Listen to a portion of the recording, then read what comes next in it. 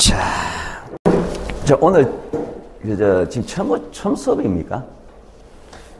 오늘 첫 수업이에요? 두 번째입니까? 원래 공부 처음 하시잖아요, 그죠? 공부 처음 하시죠? 바로 옆에 한번 보세요.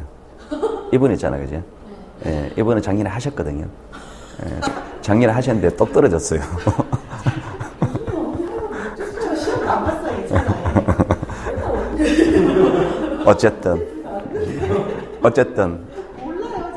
우리가 처녀가 알을 배도 할 말은 다 있어요. 다 있어요. 뜨뜻한 방에 자면은 뭐 그런 얘기부터 해가지고 제가 하거든요. 이거 뭐냐니까 공부를 처음 시작하잖아, 그죠? 옆에 분은 그래도 상대로 젊잖아요, 그죠? 옆에 가지고 짝꿍처럼 따라다니세요. 예. 짝꿍 따라다니면은 무슨 얘기냐니까 저 처음 하시는 분들이 더 많은 실수가 있어요. 처음 하시는 분들이 그 실수를 이분은 경험하셨으니까 그거를 옆에서 자꾸 물어보세요. 자꾸 물어보면은 처음 공부할 때 어떻게 할 것이냐. 예, 멘토가 되는 거예요. 예, 그걸 잘해서 멘토되고 경험은 있으니까 그렇게 하면 많은 도움이 될 거예요. 마찬가지입니다. 예, 마찬가지고 같은 처지예요. 솔직히 작년에 공부를 많이 하지를 못했어요. 못해가지고 내용적 측면에서는 그러다 아마 훨씬 나을 거예요. 아마 훨씬 나을 거예요. 그런 것들이 있으니까. 자, 학원에 다닐 때 그렇게 하면 하나씩 그저 매치시켜가지고 하는 것도 괜찮아요. 자, 한번 봅시다. 근데 이제 남녀 간에 이제 매치가 되면 참 곤란해집니다. 남녀 간에 매치가 되면 참 곤란해집니다. 우리가 제가 이제 학원에 쭉 이제 경험해보면은 예전에 그 103조 관계가 줄어도 들어댕겨요. 103조 관계가. 학원에 와서는 부부라고 이야기하는데 집에 갈 때 버스는 다른 버스 타고 가요. 이상하지 않습니까? 그렇죠. 자, 봅시다. 자, 등기필 정보예요. 자, 등기필 정보. 자, 한번 읽어볼게요. 자, 등기필 정보란 등기부에 새로운 권리자가 기록되는 경우 그 권리자를 확인하기 위하여 등기관에 작성한 정보를 말한다. 자, 가령 소유권 이전 등기를 하는 경우 새로운 소유자에게 등기필 정보를 통지하고 그 소유자가 후일 나중에 자기의 소유권을 처분할 수 있겠죠. 다시 팔아먹을 때 그 사람이 팔아먹는 그 사람이 자기가 진정한 권리자다. 자기가 실제 소유자라는 걸 증명하기 위해서 제출해야 된다. 이렇게 되죠. 자, 무슨 얘기냐? 등기필 정보를요. 자, 여기서 두 가지 측면으로 보셔야 돼요. 두 가지 측면. 자, 등기필 정보가 이런 겁니다. 자, 한번 예를 들어 볼게요. 자, 일단은요. 자, 요 집을 갑이라는 사람이 신축을 했습니다. 자, 신축을 했으니까 이 사람의 소유권이 취득되었죠. 소유권 취득됐으니까 소유권 보존 등기하겠죠. 자, 표지문은 뺄게요. 자, 소유권 보존 등기합니다.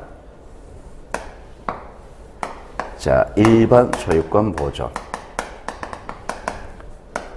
등기합니다. 자, 갑 이렇게 보존 등기했습니다. 자, 이렇게 소유권 보존 등기하고 나서 자, 이 사람이 새로운 권리자로 등기했습니까? 소유권자로 등기했죠. 실제 소유권의 취득에 있었고 등기부터 확인했잖아요. 자, 소유자로 등기를 했죠. 등기부에 소유자 기록했죠, 그죠? 자, 이렇게 새로이 소유자로 등기했을 때, 권리자로 등기했을 때 이 사람한테 네가 권리자 되었다, 등기필 정보란 걸 준다 말입니다. 등기필 정보. 자, 이게 뭐냐 하니까 우리가 아주 예전에 권리증이란 말 들어봤습니까? 그걸 지금 등기필 정보라고 얘기해요.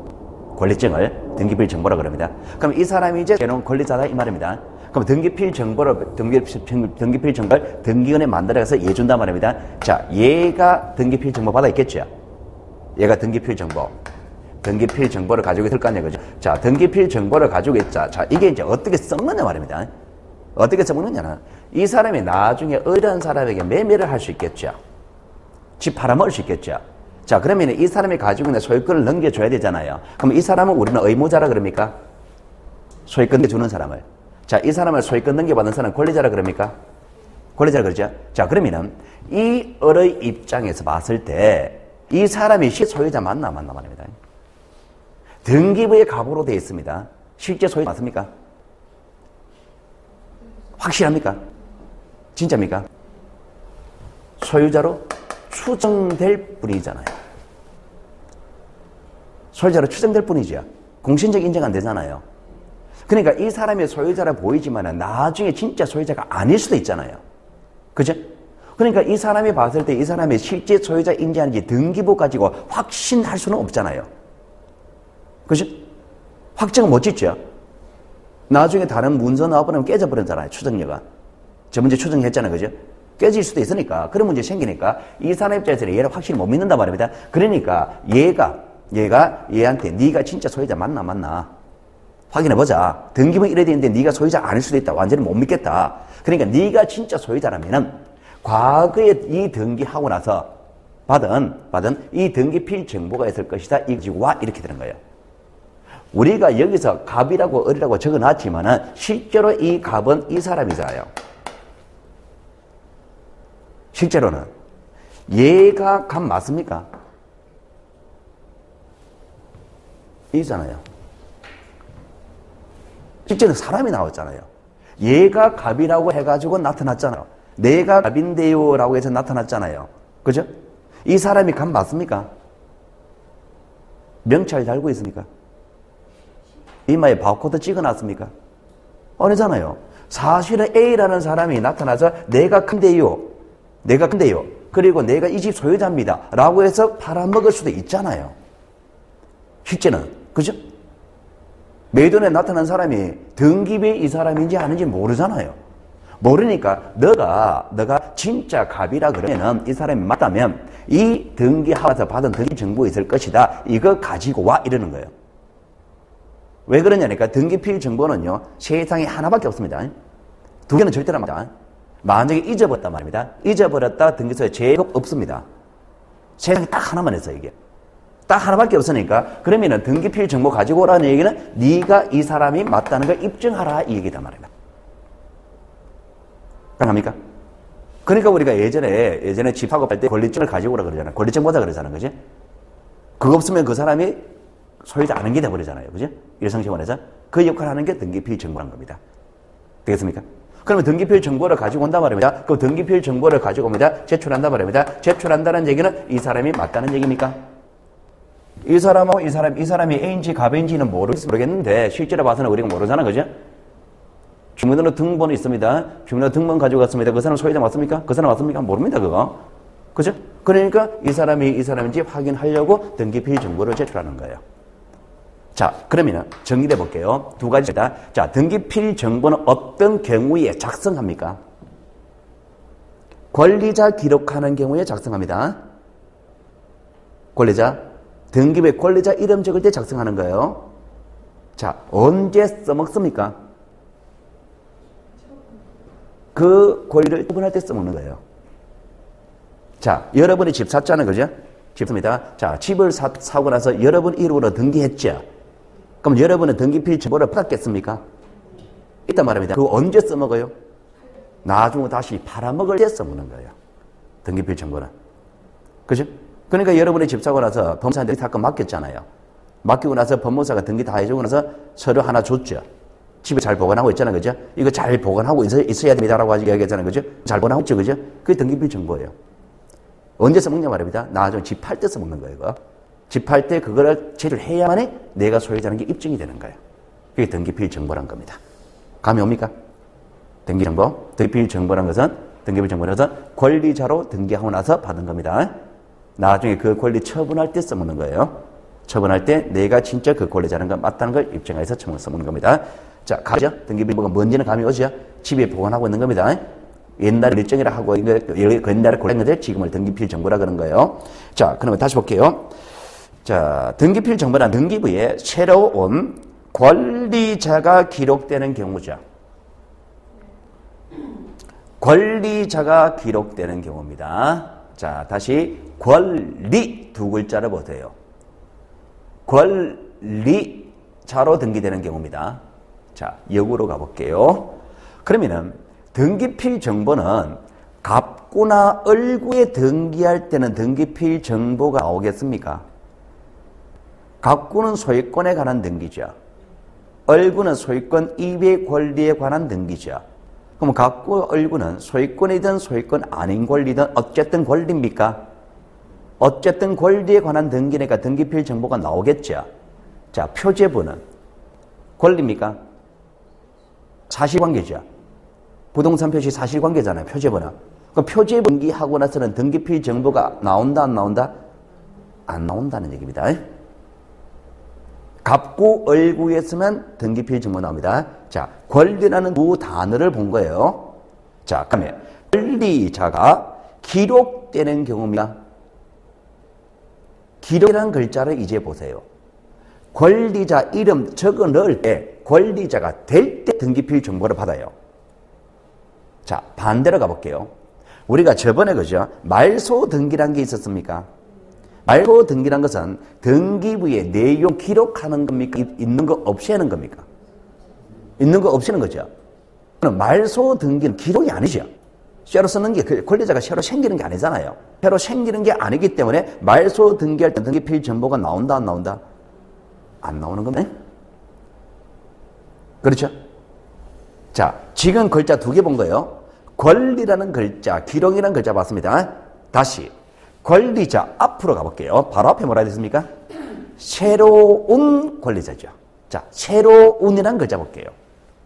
새로운. 자, 우리가 등기부에 소유자 이름 적습니다. 이름 적을 때 이름만 적은 게 아니고 이름 들어가고 주민등록번호 들어가고 주소 들어가죠. 그죠? 자, 내가 땅 하나 샀습니다. 내가 땅 살 때 지금 살고 있는 주소를 적었겠죠. 그죠? 자, 땅 사놓고 이사 갈 수 있습니까? 땅 사놓고 이사 갈 수 있죠. 자, 땅 사놓고 이사 갑니다. 이사를 가게 되면은 기존에 내 있던 그 토지 소유자로서의 주소가 이사간 주소로 바뀌죠. 그죠? 이 주소로 바뀝니다. 이 주소가 바뀌는 걸 등기 명의인 표시가 바뀐다 변경이라 그럽니다. 그러면은 내 소유자에 관한 내용이니까 어디까지나 갑구에 들어가지만 주소가 바뀌는 등기한단 말입니다. 새로운 권리자입니까? 감이 안 옵니까? 자, 가령 이런 거다 말입니다. 이 사람이, 자, 이걸 산다 말입니다. 자, 2번 소유권 이점 매매, 자, 이렇다. 주민등록번호 들어가죠. 자, 주소가 A동 5번지 살았단 말입니다. 자, 이런 상태에서 A동 5번지 살면서 집을 하나 사놓은 거예요, 이거. 그리고 이 사람이 집 살 때는 A동 5번지에 살았는데 나중에 B동 5번지로 이사 갈 수 있잖아요. 그럼 이사 가면은요, 자, 요게 바뀌잖아요. 그죠? B동 5번지로. 자, B동 5번지로 바뀌는데 이 주소는 등기 명의인 표시입니까? 등기 명의인 표시죠. 표시가 바뀌는 거니까 변경이잖아. 그죠? 왜 바뀌느냐? 이사 갔다 전 거라 그럽니다. 자, 그러면 이렇게 등기했습니다. 자, 그러면 이렇게 등기, 요 등기 내용은 새로운 권리자 기록하는 겁니까? 권리자에 관한 내용은 맞습니다. 새로운 사람입니까? 기존에 있던 사람이지. 새로운 사람이 아니죠. 그럼 요 등기필 정보가 만들어집니까? 필 정보가 만들어지지 않는다. 이런 얘기 나온단 말입니다. 그죠? 자, 그러면은 제가 지금 무슨 얘기 하느냐니까 등기필 정보를 작성하는 상황을 자, 첫 번째로 보세요. 새로운 권리자 기록이죠. 그러니까 새로운 권리자 기록하는 경우에 작성한다. 그러니까 그의 세 단어를 통으로 보지 마시고 새로운 의미 부여하시고 권리 부여하시고 기록 그 세 글자를 같이 생각해 주셔야 됩니다. 옛날 그 사람이다. 옛날에 있던 그대로 그 사람이다. 옛날 사람과 똑같은 사람이다. 등기필 정보가 만듭니다. 권리가 아닌 표제부 등기했다는 등기필 정보 나옵니다. 권리자를 기록하는 경우지 없애는 경우는 등기필 정보 안 나옵니다. 됐죠? 이제 공부를 이렇게 하는 거예요. 등기필 정보 뭔데요? 집 사고 받은 거. 언제 쓰면 돼? 나중에 팔아먹을 때 쓰면 돼. 이거는 일반인이 하는 얘기고. 시험을 준비하는 우리는 그렇게 하나하나 정확히 부여해야 되는 겁니다. 감이 옵니까? 등기필 정보였습니다. 자, 그 다음에 부동산 고유번호입니다. 부동산 고유번호, 이거는요, 큰 의미 없습니다. 이거는 여러분 뭘 보면 되느냐. 여기 보면, 혹시 등기부 등본 때 보셨습니까? 해보대 봤죠? 여기 숫자 많이 나옵니까? 이게 부동산 고유번호입니다. 우리 토지 고유번호가 만들어지는 것이 우리나라 토지가 3,500만 필지라 칠게요. 3,500만 필지가 있을 때 그 토지가 어느 건지 하나 특정해야 됩니까? 고유번호는 거예요. 우리와 같은 한국인입니다. 현재 우리나라 인구가 5천만이라 칠게요. 5천만 인구 다 구별해 짓기 위해서 번호가 있죠. 이게 주민등록번호잖아요. 그 사람으로 치면 주민등록번호, 부동산의 고유번호 또 따로 있단 말입니다. 사람의 주민등록번호에 해당하는 게 고유번호인 겁니다. 그 부동산 고유번호가 어떻게 구성되느냐? 행정구역과 기본하고 그리고 지적공무 종류 뭐 이렇게 구분되는 게 있습니다. 주민등록번호 있죠, 그죠? 앞에 6자리는 생일입니까? 생일이죠. 뒤에 7자리 있죠. 7자리 중에 첫 번째 자리는 남녀 성별이죠. 그리고 그 뒤에 6자리 있죠. 그 뒤에 6자리는 행정구역입니다. 행정구역이요. 그러니까 똑같은 겁니다. 부동산 고유번호도 그렇게 구성돼요. 자, 부동산을 특정하는 거다. 그 정도 받으시면 돼요. 자, 그리고 표제부 있습니까? 알죠, 이건 이제.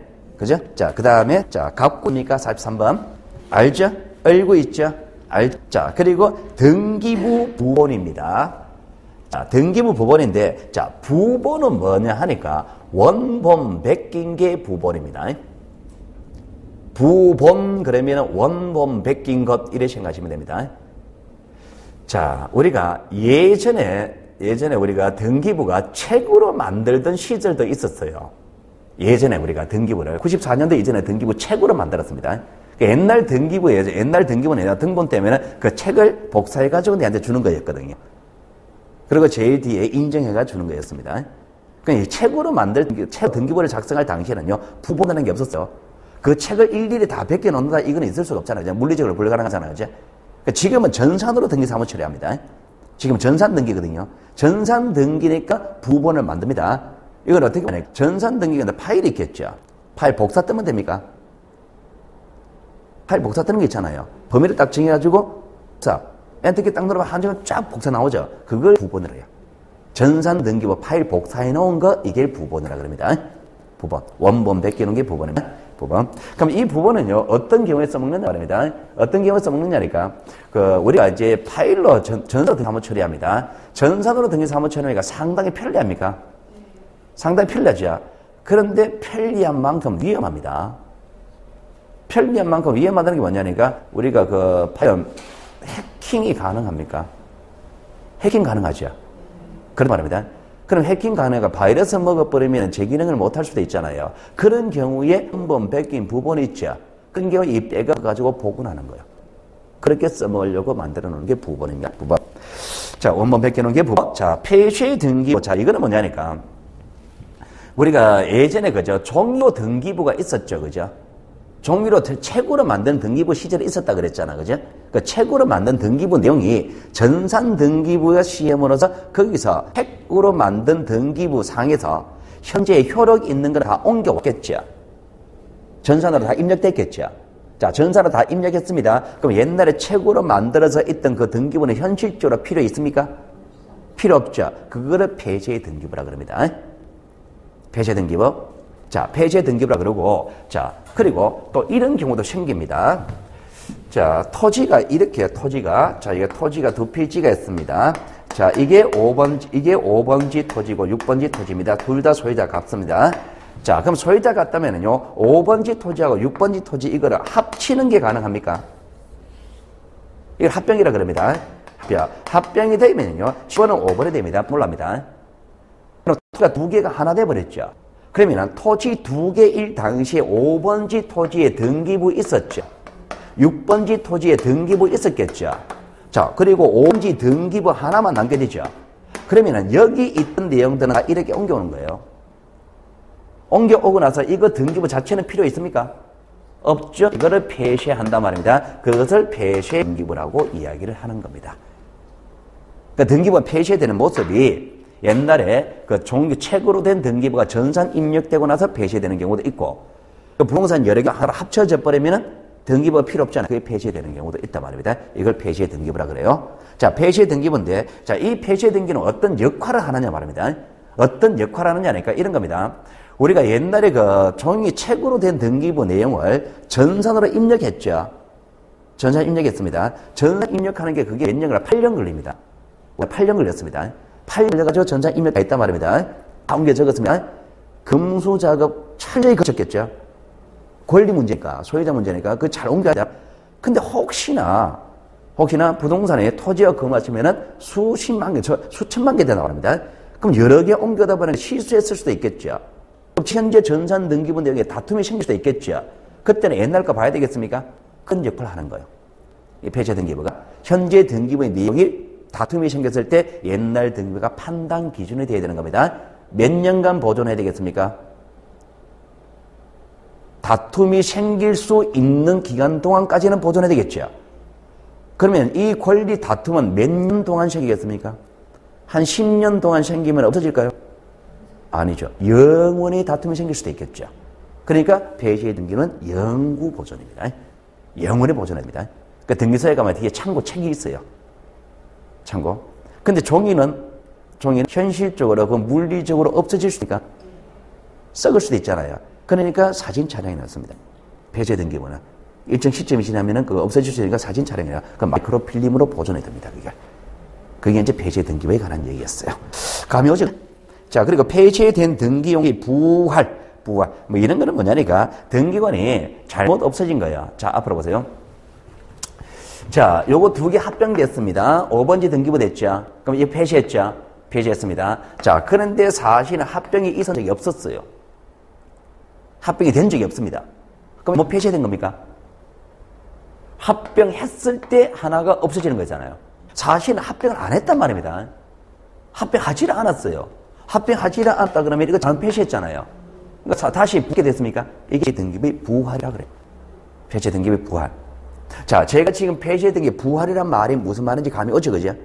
사유를 요래들었습니다만 사실은 이 사례가 아니고 우리가 이런 게 나옵니다. 저번 주 제가 수업을 마치면 제일 마지막에 한 게 자, 하나의 부동산이 있습니다. 하나의 부동산 하나입니다. 부동산이 하나라면 등기부 몇 개? 한 개 존재한다 그랬죠. 그러면 여기도 하나의 등기부가 있고 이게 하나의 등기부가 있습니다. 자, 1월 1일자입니다. 2월 1일자입니다. 어느 걸 살려요?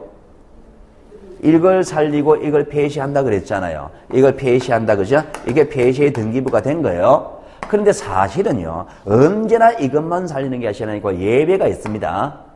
예외적으로 이거를 후등기부를 살리는 경우도 있어요.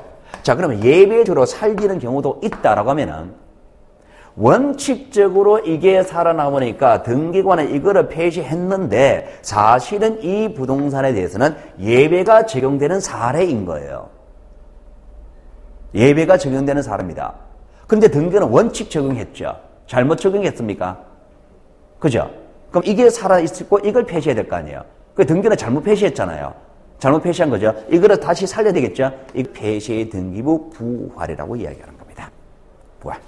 잘못 폐쇄했을 때 등기관이 등기할 직권을 살려내는 겁니다. 자, 크게 어려운 건 아니에요. 자, 그리고 등기상 증명서라는 게 나오는데요. 자, 이거는 뭐냐니까. 자, 예전에 혹시 여러분 이런 말 들어봤습니까? 등기부 등본 들어봤습니까? 등기부 초본이란 말 들어봤습니까? 주민등록 등본 들어봤죠? 주민등록 초본 들어봤죠? 등본과 초본의 차이점이 뭘까요? 자, 우리가 예전에 그 법률 용어를 이렇게 씁니다. 등본은 전부다. 초본은 일부. 그게 초본입니다. 주민등록 등본은 우리 집 거 다 나와요. 주민등록 초본은 내 것만 나오는 거예요. 그러니까 등본은 전부다, 초본은 일부입니다. 그러면은 등기부 등본은 등기부 등본은 그 부동산에 있는 모든 내용 다 나오는 게 등기부 등본이에요. 등기부 초본은 그 부동산에 관한 내용 중 일부만 나오는 게 초본인 겁니다. 이해했죠? 그죠? 자, 그런데 등본과 초본이란 말의 개념을 이렇게 정확히 알고 있는 사람이 우리나라 대한민국에 몇 명쯤 될까요? 등기부 등본과 초본의 차이점을 여러분도 사실 몰랐잖아요. 그죠? 그러니까 거의 모른단 말이에요. 그러니까 이런 한자를 쓰는 게 잘 모르잖아요. 그래서 용어를 바꿔요. 등본은 전부였습니까? 일부는 초본은 일부였습니까? 그래서 등기부 등본 초본이란 말을 없애고 어떻게 표현하느냐? 자, 1번 보세요. 등기상 종료해서 등기상 전부 증명서. 그리고 쭉 내려가 보세요. 세 번째 3번 보면 등기상 일부 증명서 보입니까? 그러니까 등기상 전부 증명서 그러면 동산 전부일 것이다. 일부 증명서 일부 내용만 나오겠다. 이렇게 판단이 되잖아요. 그죠? 그래서 등기상 전부 증명서, 일부 증명서 이렇게 용어를 바꾸는 겁니다. 그러니까 지금 현재는요. 등본 초본이라는 말은 없습니다. 등본 초본이라는 말이 없고 전부 증명서, 일부 증명서 이렇게 용어를 바꾸는 거예요. 용어를. 법률 용어를 바꾸는 겁니다. 편안하게. 우리가 우리나라 같은 경우에 법이 없죠. 제가 저마다 그런 얘기 했습니다. 대륙법, 영미법 이런 얘기 하면 했죠. 우리나라 법이 굉장히 관념적이라 그랬죠. 그죠? 이 대륙법은 뭐냐니까, 독일, 프랑스, 독일이 출발하는 게 대륙법이라 그래요. 영미법은요, 영국이라. 영국 사람하고 독일 사람의 차이점은요, 독일 사람들은 굉장히 관념적입니다. 영국 사람들은 굉장히 실리주의입니다. 그러니까 법 자체도요, 법의 만들어진 과정, 법 자체가 만들어진 과정도 영국 사람은요, 현재 일어난 사망을 중심으로 법이 만들어져요. 현재 이런 사건이 일어났으니까 이걸 해결하기 위해서 법을 만들어요. 독일 사람들은 독일법을 어떻게 만들었냐? 현재 일어난 사건을 중심으로 한 것이 아니라 이런 것들이 일어날 수 있으니까 미리 그걸 법을 만들어 놓는 거예요. 그게 관념적이고 그런 거다 말입니다. 영국에 미국, 독일은 굉장히 철학이 많이 발전했잖아요. 그죠? 그러면 관념 사람들은. 그럼 우리가 학교 다닐 때 이제 교수는 이런 얘기 합니다. 영미법과 대륙의 차이점을. 자, 논문을 하나 씁니다. 코끼리에 대해서 논문을 써오세요라고 했을 때 독일 애는 토끼에 대한 이런 논문을 쏜단 말입니다. 코끼리에 대한 코끼리 의, 소원. 이렇게 이제 추상적으로 코끼리의 사회치 이런 것들. 생태적 위치. 이렇게 관념에서 쏜단 말입니다. 근데 영국 출신에는요, 코끼리에 대해서 논문을 써오세요. 조사해서요라고 하니까, 자, 그 코끼리가 몸무게는 어떻게 되고, 하루의 사량은 어떻게 되고, 현재 일어난 그 중심을 쓴단 말입니다. 이 법 차이다 말입니다. 우리나라는요, 독일법 체계를 따릅니다. 일본 놈들이 독일법을 뺏겨와요. 그 법을 받아들여요. 근데 일본 법을 뺏긴 게 우리나라 법이거든요. 그러다 보니까 독일법이에요. 그러다 보니까 이제 법률 용어란 것이 굉장히 관념적이고 추상적이고 용어가 힘든 겁니다. 그러니까 마찬가지로 등본이라는 이런 말을 왜 쓰느냐 말입니다. 그죠?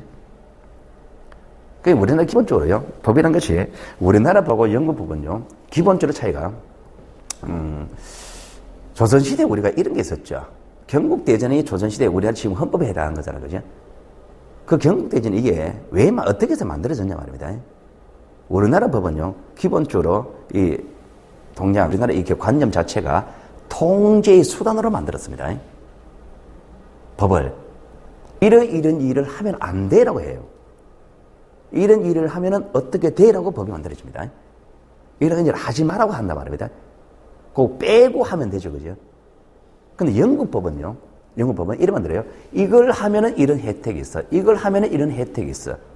혜택을 주는 쪽으로 법을 만들어요.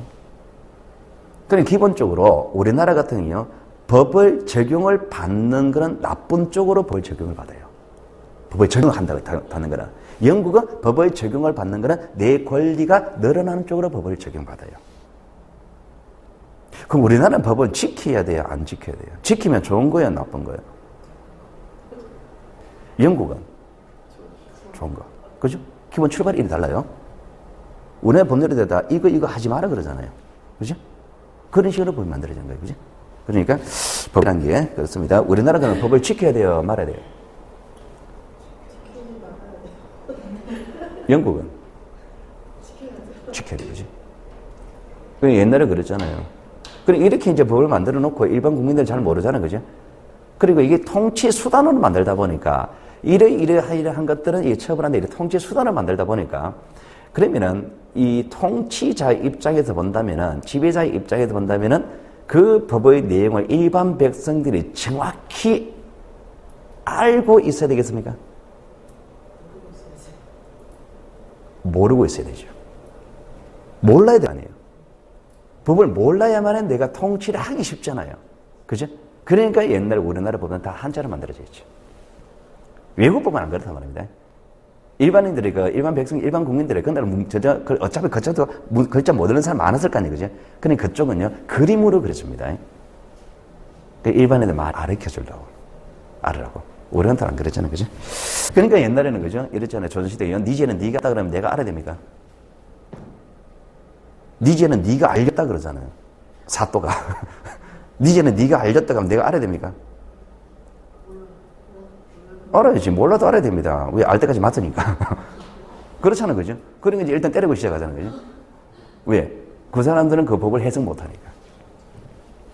우리나라 그렇죠.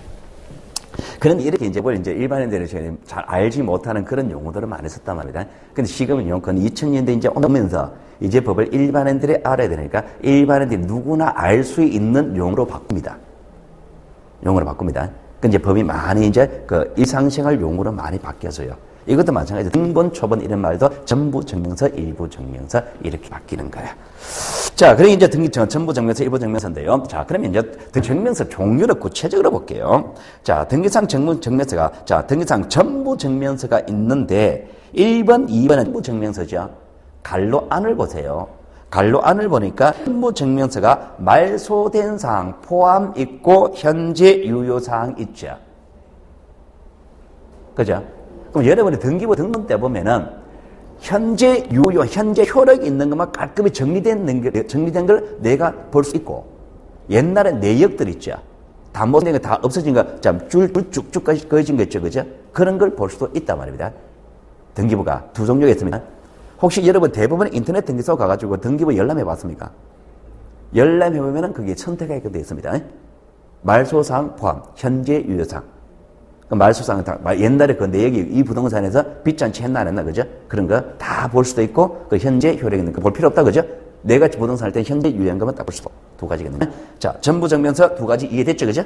자, 일부 정명서입니다. 일부 정명서에 특정인 지분에 관한 사항, 현재 소유 현황, 그리고 등기상 일부 정명서에 5개 지분 취득 이력, 이 세 개가 있죠.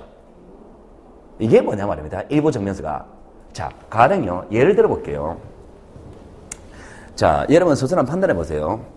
자, 갑이라는 사람이 있습니다. 자, 이 사람이 사망했습니다. 아들이 삼형제가 있어요. 자, 삼형제가, 자, 갑1이 있고, 갑2가 있고, 갑3가 있습니다. 자, 지분이 금분으로 해줄게요. 3분의 1씩 받았습니다. 3분의 1씩. 자, 요 지분은 따로 팔아먹을 수 있을까요? 지분 따로 처분이 됩니다. 지분만. 자, 지분이 따로 처분돼요. 자, 장남, 차남, 삼남입니다. 자, 큰아버지가 먼저 돌아가셨습니다. 그래서 큰아버지 부분만 상이 또 된 거예요. 갑1의 다시, 원 다시가 3분의 1 취득한 거. 이거 가능하죠? 자, 이런 상태에서 이 사람이 지분만 따로 처분할 수 있다 그랬죠? 이 사람의 지분을 A한테 팔았어요. 3분의 1을. 가능한 얘기죠? 자, 이런 상태에서 이 A가 자기 지분의 1만 또 팔 수 있죠. 3분의 1 팔아먹죠.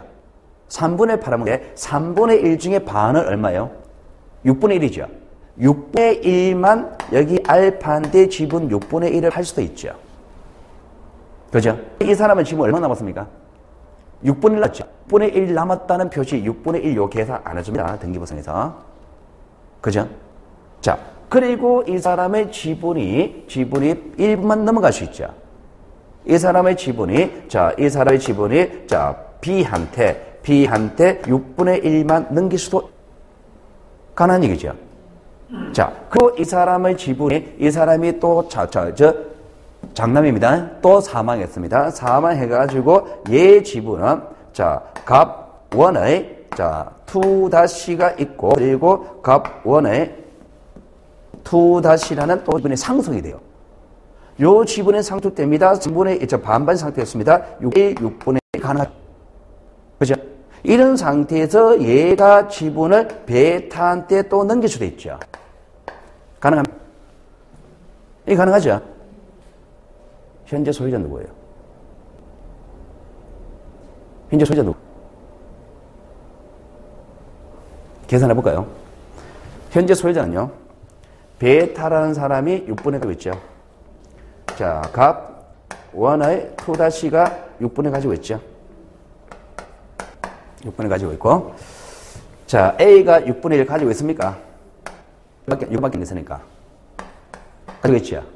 자, 그리고 알파가 6분의 7이죠. 자, 여기서 6분을 넘었죠. 그러니까 값 3가 6분을 가지고 있습니까? 반밖에 안 넘겨줬잖아요.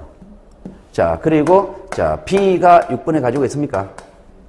이렇게 현재 소유권자로 공동 소유하는 겁니다. 이렇게 현재 소유자잖아요. 그죠?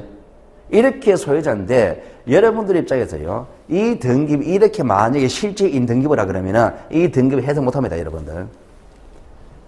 상속된 부동산 있죠. 많이 넘었단 말입니다. 많이 넘은 이런 부동산 같은 경우는요, 여러분이 이게 들어가면 우리가 달력 중에 숫자만 있는 달력이니까 뒷면 있죠. 뒷면에 가지고 출발, 여기서부터 이거 그림 그려봐야 돼요. 이 그려봐야 됩니다. 그래가지고 현재 소유자 판단해야 돼요. 이렇게 판단해야 되는 거를 일반인들의 입장에서 가능하겠습니까? 불가능하겠죠. 그러니까 불가능하니까 현재 소유자가 누군지 모르겠다 말입니다. 그럼 소유권자만 알고 싶다. 그럼 소유권자만 알고 싶습니다. 그러면 그 등기부 내용 전부예요? 일부예요? 일부죠. 그게 4번이다 말입니다. 이런 게 별도로 증명하는 증명서가 필요하잖아요. 그죠? 이게 4번이고. 자, 그러면 여기서 현재, 자, 이렇게 됐습니다. 현재 중에서 값서리는 사람 소유자 이다, 아니다? 현재 소유자 이다, 아니다? 이죠? 왜? 우리 계산해놨잖아요, 여기에. 해놨죠, 그죠? 근데 이 값서리는 사람이, 자, 이래가지고요, 자기가 현재 지분 6분의 1 있다. 이거를, 자, 여기 6분의 1 있다. 여기 베타한테 와가지고, B한테 6분의 1 남아있잖아요. 베타한테 가지고 6분의 1 이거 지분 사라라고 이야기한단 말입니다. 얘는 값설의 지분 6분의 1을 가지고 있다는 사실을 알고 있어야 돼요. 해석이 돼야 될 거 아니에요. 해석이죠. 그럼 이 베타라는 사람은 이 등기부를 이렇게 생긴 등기부를 보고 제가 등기부를 걸어버리면 여러분들 해석 안 됩니다, 이거. 등기 걸어버리면 안 된단 말입니다. 그러면 이렇게 이 등기부를 보고서 이 사람이 현재 지분이 있는지 없는지 판단할 방법이 필요하죠. 그러니까 이 사람이 현재 값쓰는 사람 지분 6분의 1 있는지 없는지 이것만 볼 필요도 있다, 그죠? 그게 3번이라고 합니다. 특정인 지분이 얼만큼 있는지 없는지 등본 뗄 수도 있죠. 증명서 받을 수도 있단 말입니다. 그게 3번인 거예요. 가능하죠? 자, 그리고 현재 베타라는 사람이 6분을 가지고 있죠. 베타라는 사람. 여기 베타. 자, 베타라는 사람이 6분을 가지고 있잖아요. 그죠? 이 베타의 지분 6분의 1이 어떻게 흘러온 넘은 과정도 필요하죠. 이 베타가 간만한 사람한테 가지고 지분 매매를 한단 말입니다. 자, 내 지분 6분의 1이 있으니까 사라 그럽니다. 그럼 이 간만은요, 현재 이 사람이 6분의 1 지분이 있나 없나 이것도 중요하지만 과거에 얘가 정상적으로 취득했나 안 했나 이것도 중요합니까? 과거에 정상적으로 취득하지 않은 거라면은 얘가 이 소유권 이게 무효돼 버리면은 취득이 무효돼 버리면 자기 취득 못 하는 게 돼 버리잖아요. 그럼 얘가 과거 정상적으로 취득했나 안 했나 알아볼 필요가 있죠. 그럼 알아볼 필요가 있습니다. 그럼 그 알아보는 것이 요렇게 흘러온 겁니까, 지금? 요래 넘어온 겁니까? 요래 넘어온 과정도 알 필요가 있죠. 근데 일반인이 이거 해석이 되겠냐 말입니다. 안 된단 말입니다. 그래서 5번이 필요하단 말입니다.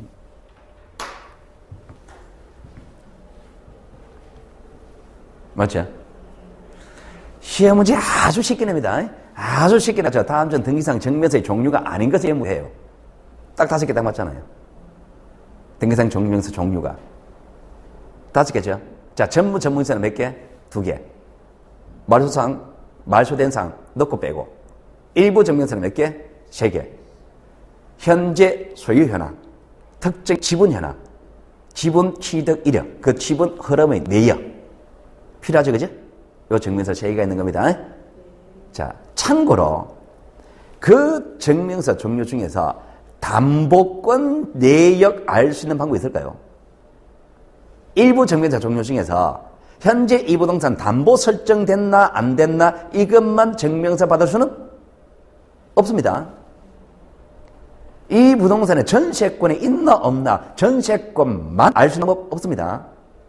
그러니까 증명서 말고 일부 증명서 종류 중에서 담보 내역이라든지 전세 내역이라든지 그런 거 일부 증명서가 안 나온다고 합니다. 그럼 여러분들 이렇게 해놓으면 되는 거예요. 여기에. 자, 3번, 4번, 5번의 일부 증명서잖아. 그죠? 3, 4번, 5번. 3번, 4번, 5번의 일부 증명서인데 여기에 이 세 개 내용지 일부 증명서 중에서 소유권 아닌 권리에 관한 내용이 돼야 돼요. 안 되잖아요. 그죠? 소유권에 대해서만 일부 증명이 있을 뿐이잖아요. 그죠? 그러니까 소유권 2배 권리. 2배 권리는 안 된다 말입니다. 일부 증명이. 소유권 아닌 권리에 대해서는 일부 증명이 안 됩니다. 일부 증명서, 갈로 열고, 담보 내역, 이런 건 없단 말입니다. 일부 증명서, 갈로 열고, 전세 내역, 이런 건 없단 말입니다. 되죠, 그죠? 거기 포인트는, 어차피 답은, 일부 증명서, 갈로 열고, 저당권 설정 내역, 뭐 이런 거 이렇게 나온단 말입니다. 그런 건 없습니다. 일부 증명서 중요했습니다. 자, 그 다음에 57번. 등기 신청과 등기 신청권입니다. 자, 등기 신청과 등기 신청인데요. 자, 그런데, 자, 민법에서 의사표시 봤습니까? 의사표시 내용 배웠으면 이제 쉽습니다. 한번 볼게요. 자, 당사자가 등기관에게 어떤 내용의 등기를 하여 것을 요구하는 행위를 등기 신청이라 그러고, 등기를 요구할 권리를 등기 신청권이라 그런다. 등기 신청권 행사를 하는 거를 행사하는 행위를 등기 신청이라 그런 거예요. 등기 신청이 있는 상태에서 구체적으로 등기 요구한다 그죠? 그 행위를 등기 신청이라 그런 겁니다. 자, 가령이 이런 거예요. 자, 이게 나중에 이제 우리가 본 수업 들어갔을 때 판결에 관한 얘기를 하기 위해서 이런 게 필요해요. 자, 갑이라는 사람과 을이라는 사람이 매매를 합니다. 자, 이 사람을 매도인이라 그러고 매수인이라 그럽니다. 매수인. 자, 이 둘이 등기소에 같이 간다 그랬잖아요. 그죠? 같이 해가지고 등기 신청을 한단 말입니다. 자, 등기 신청을 하는데 이 사람이 가지고 있는 소유권을 을에게 넘겨주는 과정이잖아요. 그죠? 자, 이 갑이라는 사람을 소유권을 넘겨줘야 할 의무가 있다. 의무자라 그래요. 등기 의무자라 그러고, 자, 이 사람은 권리가 있다. 등기 권리자라 그래요. 자, 그러면은 이 갑이라는 사람도 을이라는 사람도 등기소에 가서 등기해달라고 요구할 수 있죠. 등기소에 등기해달라고 요구할 수 있죠. 그죠? 요구하는 권리를, 요구할 수 있는 행위, 요구할 수 있는 그 행위에 대한 등기 신청권을 가지고 있다. 이렇게 이야기하는 거예요. 의무자로서 등기 신청권을 가지고 있고, 권리자로서 등기 신청권을 가지고 있단 말입니다. 신청권을 가지고 있는 상태에서 얘가 구체적으로 등기소에 가가지고 등기해주세요라고 하겠죠. 등기해주세요라고 요거는 행위를 등기 신청이라고 하는 거예요. 신청. 얘가 권리자로 신청권을 행사할 때 그 행위를 등기 신청이라고 하는 겁니다.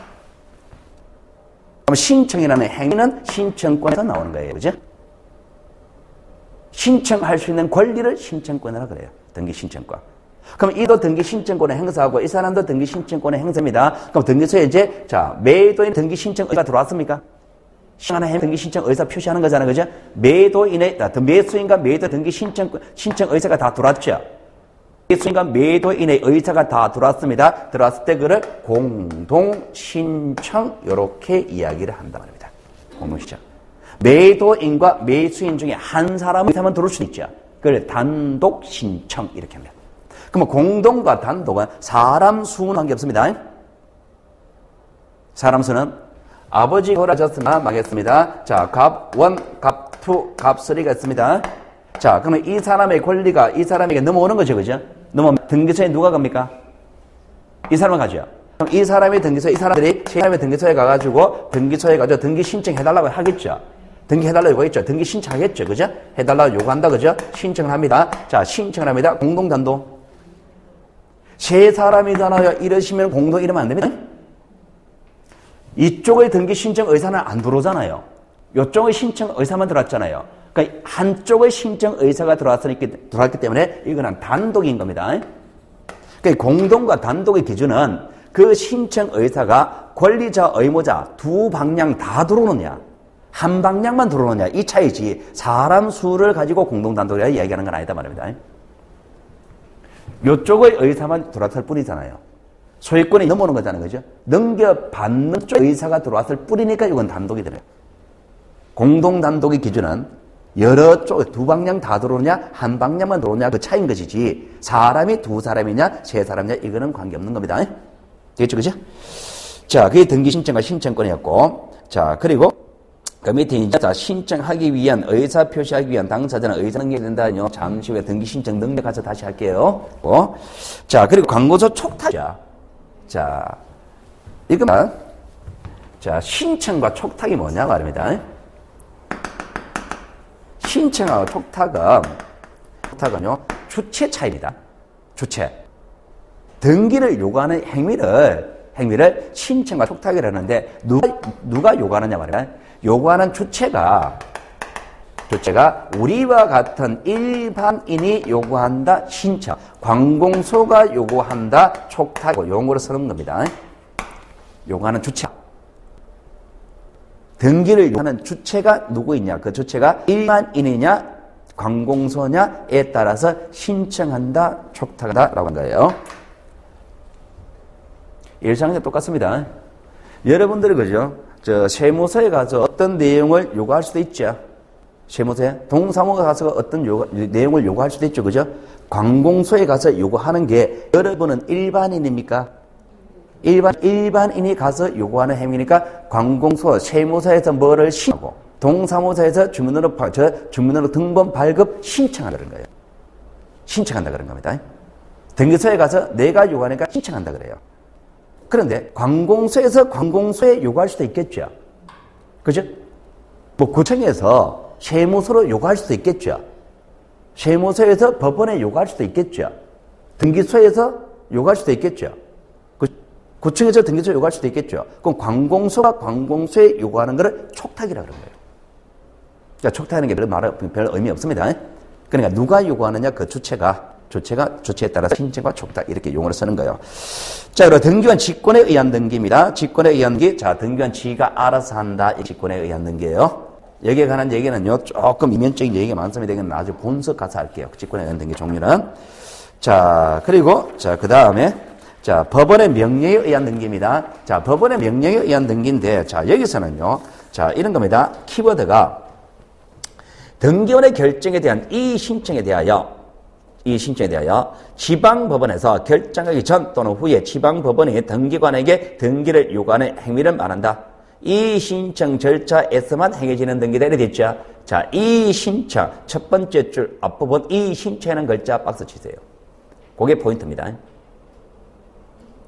자, 가령 이런 얘기 들어볼게요. 간단하게. 자, 이런 얘기 들어볼게요. 갑하고 을하고 매매를 했습니다. 자, 갑하고 을하고 매매를 하게 되면 갑의 소유권이 을에게 넘어가야 되죠. 갑의 소유권이 을로 넘어가기 위해서 두 사람이 같이 등기소에 신청을 하죠. 그죠? 자, 등기 신청하나? 그럼 등기 신청 당시에 갑과 을이라는 두 사람은 등기 될 거라고 생각합니까? 등기 안 될 거라고 생각할까요? 안 될 거라고 생각한다면 등기 하지는 않겠죠. 그죠? 될 거라고 생각합니다. 자, 그럼 등기 신청을 했습니다. 자, 그 등기관에 등기하자. 그죠? 등기를 할 때 등기 해줄까 말까 하겠죠. 형식적 심사 그랬습니까? 형식 심사입니다. 자, 등기를 판단합니다. 자, 등기를 판단했을 때 문제가 없으면 등기 실행하겠죠. 문제가 생기면은 집에 가라 그러겠죠. 집에 가라 이게 각하입니다. 집에 가라 이게 각하예요. 그럼 등기원에 각하시켰다. 그러면은 등기원에 각하시켰다. 요 시점에서 볼게요. 당사자는 등기 될 거라고 생각했습니까? 매도인과 매도인이 타러 갈 때는 등기 될 거라고 했죠. 등기원은 등기 안 해주죠. 집에 그냥 옵니까? 소리 한번 질러봐야 됩니까? 그죠? 그게 이의신청이에요. 그러니까 이의신청이라는 것은 등기관의 결정이 있죠. 등기관의 결정 처분, 등기관의 행위에 대해서 불복하는 걸 이의신청이라고 이야기하는 거예요. 등기관의 행위에 대해서 불복하는 게 이의신청입니다. 자, 등기관의 행위에 대해서 불복하는 게 이의신청입니다. 그러면 이 신청은 누구한테 해야 되겠습니까? 등기관의 행위에 대해서 불복을 해요. 누구에게 이의 신청할 것이냐? 등기관에게 이의 신청할까요? 그러면 똑같은 길로 또 나오죠. 그럼 등기소장한테 해야 될까요? 는 개편으로 편들어줍니다. 그러니까 등기소보다 한 단계 위에서 해야 되겠죠. 그러니까 이 신청을 어디에 하느냐? 지방법원에 하는 거예요. 등기소는 법원에 하는 겁니다. 이 신청은 법원에 해요. 자, 그러면 이 신청은 법원에 했습니다. 그러면 이 신청 한다는 말 자체는 우리가 막말로 할게요. 이 신청은 내하고 등기원은 의사가 부딪힌 겁니까? 등기원이 결정했는 거 하고 내가 생각하는 거 이렇게 안 맞는 거잖아요. 막말로 합시다. 내하고 등기원 싸우는 거예요, 이게. 이 신청하는 것이. 내하고 등기원 싸웁니다. 자, 등기원 싸웠습니다. 자, 법원에 가고 물어보잖아요. 내 말이 맞는지 등기원 맞는지 판단해 달라. 말이잖아요, 그죠? 이 신청하는 것이. 자, 그러면 법원에서 판단합니다. 자, 만약에 등기원 주장이 맞다 그러면 등기원의 행위가 정당하다. 그럼 등기원 힘이 일어났잖아, 그죠? 그대로 끝. 만약에 내 주장이 맞다 그러면 어떻게 될까요? 내 주장이 맞다. 등기관의 행위가 잘못된 얘기잖아요. 조금 전에 사건 경우는 매매를 하고 매도인과 매도자 등기소에 갔을 때 등기관에 등기해주는 게 맞다는 얘기잖아요. 각하시키면 안 된다는 얘기잖아요. 그죠? 근데 등기관에 각하했죠. 그럼 내 주장이 맞았죠. 그럼 등기해줘야 되겠죠. 그럼 내가 또다시 또 신청해야 될까요? 그러면 얘한테 중복의 절차를 요구하는 거잖아. 그러면 안 맞잖아요. 그래야 이 신청 결과가 당사자 주장이 맞다는 결론에 나왔을 때 법원에서 등기관에게 당사자가 요구하는 대로 해줘라라고 명령하겠죠. 그게 법원의 명령인 거예요.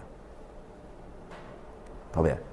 그러니까 법원에서 명령하는 절차는요. 함부로 안 나옵니다. 이 신청 절차에서만 나올 수 있는 거예요. 이 신청. 이 신청 절차에서만 법원에서 명령하는 절차가 나옵니다. 그러니까 이 신청이라는 그 글자가 포인트다 말입니다. 등기관이 등기를 하는 것 방법은 내가 요구했을 때 하는 것도 있죠. 공공서에 요구할 수도 있죠. 지가 알아서 할 수도 있죠. 법원에서 명령한 경우에 명령에 따라 등기하는 경우가 있죠. 그렇게 방법이 네 가지가 되는 거예요. 어쨌든 등기관이 손으로 움직이면서 등기하는 방법에서 내가 요구할 수도 있고 그걸 시청. 관공서에 요구할 수도 있고 그걸 독탁. 지가 알아서 할 수도 있고 직권. 법원에서 명령해서 등기할 수도 있죠. 법원의 명령. 네 가지 나오는 거예요. 그 네 가지 명령, 법원에서 명령하는 사망은 이 신청 절차에서만 사망이 나오는 겁니다. 되겠습니까? 살짝 정리를 해보니까 좀 부담됩니까? 우리 결국 이거다, 그죠? 자, 등기관의 등기 실행이라는 행위, 이 행위가 나오는 거는, 자, 당사자가 신청할 수 있다, 그죠? 관공서에가 요구할 수도 있죠. 관공서에 요구하는 거 촉탁이라 그러죠. 등기관 지가 알아서 할 수도 있죠. 직권으로 할 수도 있죠, 그죠? 그리고 법원에서 명령해서 등기할 수도 있잖아요. 법원의 명령으로 등기할 수도 있죠. 그러니까 법원에서 명령으로 등기하려면 여기는 뭐가 들어간다? 이 신청이라는 절차가 된다. 이 신청이 아니면 법원에서 명령하는 경우는 절대로 없다 말입니다. 맞죠? 제가 요구하는 예를 든 거예요. 요구하는 설명한 겁니다. 추가시킨 거예요. 명령은 누가 한다? 법원에서 명령합니다. 세무서가 명령 이런 거는 없다 말입니다. 행정관서, 국가가 등기 명령 이런 말 없다 말입니다. 법원에서만 명령이라는 절차가 나와요. 이런 것들은 관공서입니까? 세무서, 행정관서, 관공서죠. 그러니까 이런 것들의 등기를 요구하는 것은 촉탁이라 그래야 되지. 그죠? 촉탁이라 그래야 되지. 이런 것에서 명령이라는 말 못 나오는 거예요. 그러니까 명령 누가 한다? 법원에서 한다. 어떤 경우에 이 신청 절차가 있을 때만 이래 가는 거예요. 자, 조금 머릿속이 좀 복잡해집니까? 지금요, 여러분하고 저하고 지금 몇 주 차입니까? 5주죠. 5주차. 5차 첫 시간에는 굉장히 쉬웠습니다. 첫 시간에는 일상생활 용어만 쓰던 거예요. 근데 두 번째 주에는 등기부 설명했죠. 등기부. 세 번째 주에도 이제 본격적인 용어 설명도 같잖아, 그죠? 용어 설명하면서 그렇게 어렵지 않죠. 그죠? 그리고 네 번째 주에는 이제 변경 등기 이런 거 나오고 법원의 판결 내용 나오고 이런 거 나왔죠. 이번 주에는 용어들이 조금 시험 용어들 나오죠. 그죠? 그러니까 제가 지금 하는 게 뭐냐니까 점점 내용이 이제 학문적으로 들어가고 있습니다. 첫째 주에는 그 아무것도 모르는 나라에서 우리가 그렇게 설명했고 이제 내용이 조금 학문적으로 들어가는 거예요. 여기 아까 전에 등기필 정보하면서 세운 의미, 권리 의미, 기록이라는 의미 그런 거 분석하잖아요. 그죠? 그게 나중에 시험에 쓰이는 거예요. 이게 나중에 시험에 쓰이는 겁니다. 그런 게 살살살 들어갑니다. 조금씩. 그 다음에 법원의 명령에 의한 등기였고 자, 그리고 61번 등기 신청 능력 있죠. 그죠? 신청력, 당사자 능력, 당사자 적격, 자격 있죠. 자, 여기에 관한 얘기부터는 잠시 쉬었다 하겠습니다. 좀 쉬겠습니다.